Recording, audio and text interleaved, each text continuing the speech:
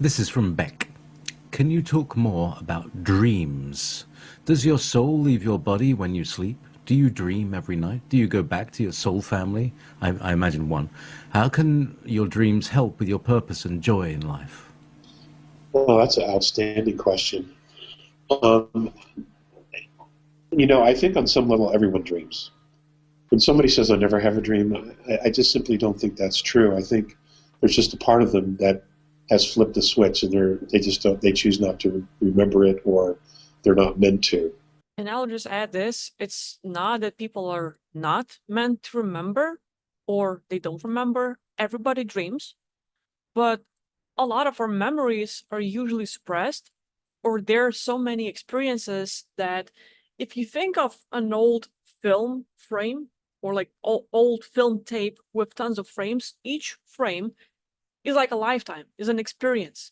When you have tons of them, layer after layer after layer, so many on top of each other that it becomes pitch black. So you are accessing multiple levels of your lives, other aspects that you have out there, so many experiences that it becomes a bit overwhelming. And it's like, okay, so you have slept for 1 hour or for 8 or for how many long. You've been dreaming, you've been getting out of your body, experiencing stuff. Now you're coming back. And for however long you've been out and you come back, do you want to bring back 50 years of experience? Well, that's a bit too much for too many people. Another thing, people are being pushed back into their body. Once you become lucid and awake in your dreams and you shift your consciousness and you get out of the body, once you start exploring, people end up seeing too much.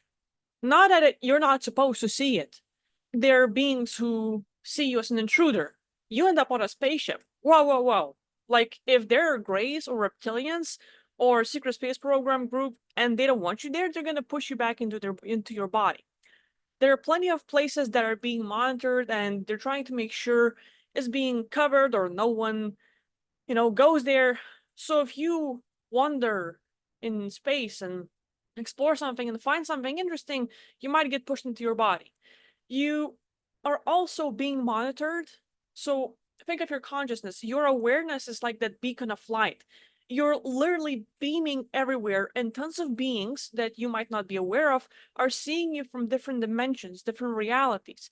They see you, and a lot of beings will see you as someone who is threatening.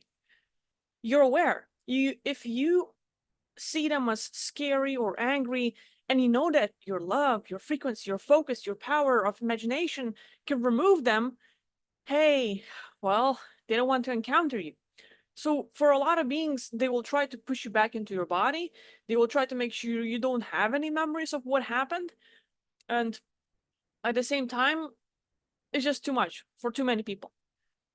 With that, while there are some blockages, some people consciously choose to not remember anything because this life, for some, may be very stressful.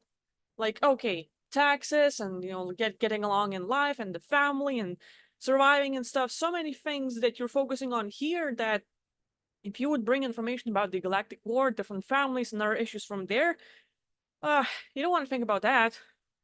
If you have freedom to let go of this stuff here, then you will remember what's happening out there. Um, as far as people leaving their bodies, I think if you are in a dream and you have the conscious recognition that you're in a dream, you are in fact out of your body. And you are capable of traveling at that point. Now, the Toltecs have done this. They're very, very good at this. They will actually learn to send their dreaming body to different places, irregardless of time and space. They are able to do this, to get information, to get answers, to help, and or to manipulate a situation. With positive intent, of course. Think of it like this. Each and every one of us has tons of different aspects.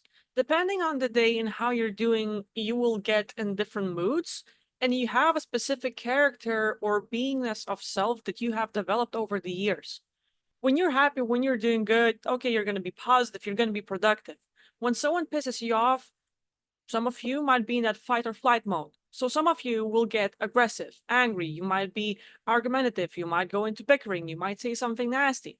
Or some of you like, oh, this is too much, I don't want to get involved, and you leave. So each and every one of us have tons of different personalities, friendly or grumpy or productive or enthusiastic, depending on how the life goes. We shift into tons of different aspects. So that's just this one self we have here. When you're dreaming, when you get out of body, because your consciousness have been existing for billions of years and you've had quadruples of lives, tons, incarnations with different races, different realms, different realities, you have other aspects who are already living with you simultaneously elsewhere. So your consciousness, depending on what it needs in this life, you might direct yourself there consciously or unconsciously, but imagine this, your physical body falls asleep, your consciousness actually tunes in to one of your other aspects out there.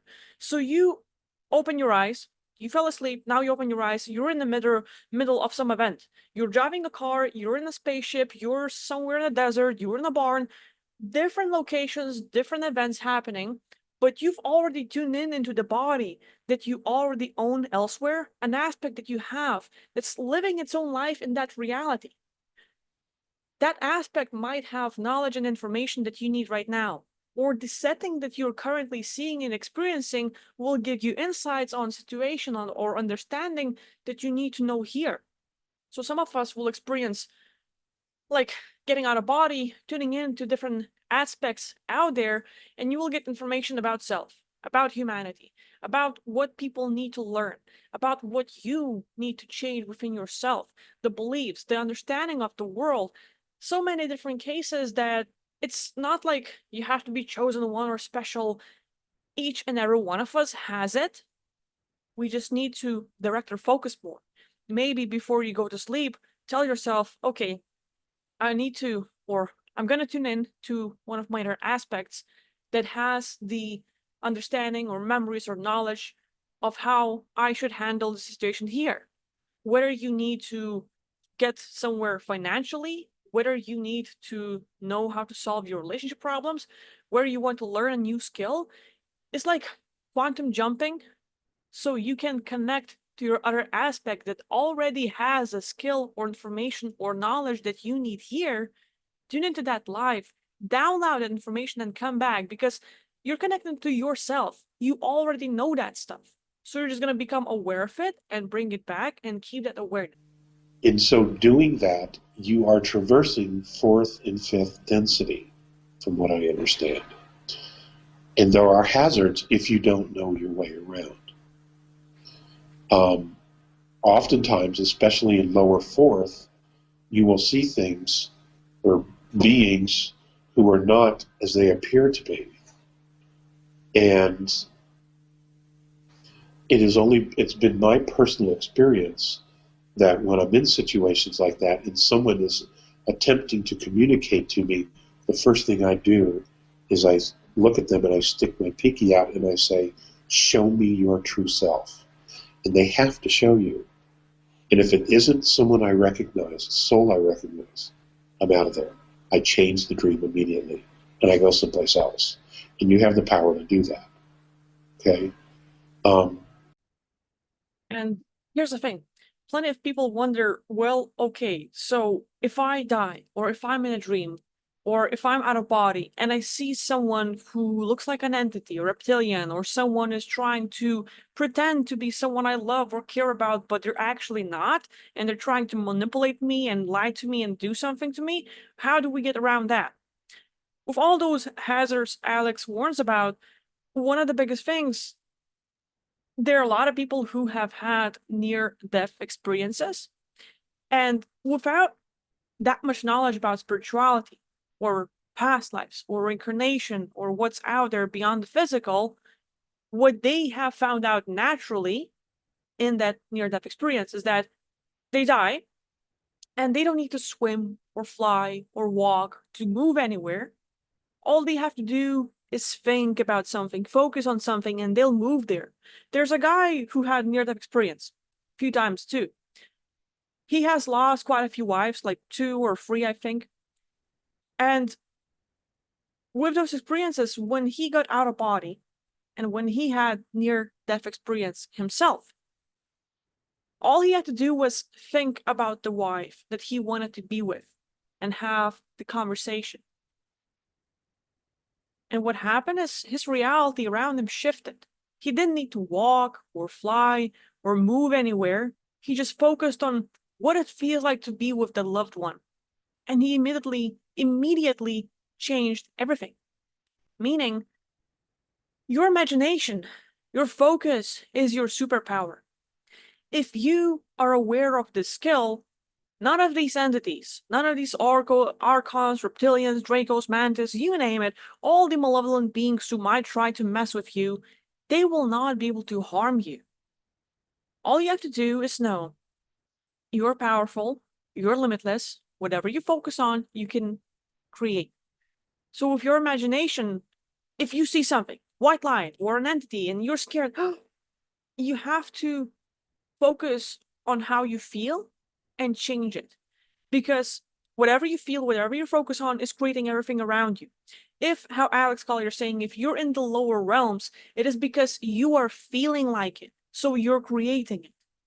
If you're scared, you're unsure about what's going to happen next, and I'm lost, and what do I do? You're already in the sphere band manifesting the reality around you. If you want to shift that, even though you might see scary stuff, or you might feel unsafe, close your eyes. Just try to block everything.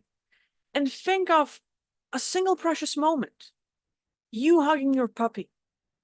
You being on a beach, talking to a loved one, getting a hug, something that makes you feel really happy. If you've ever had that moment in your life, go for it.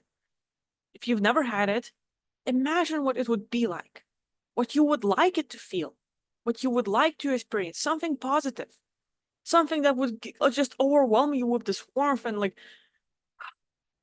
if you can get that relaxed feeling, whatever you saw around you, next time you open your eyes, and next time you look around, it's gonna change.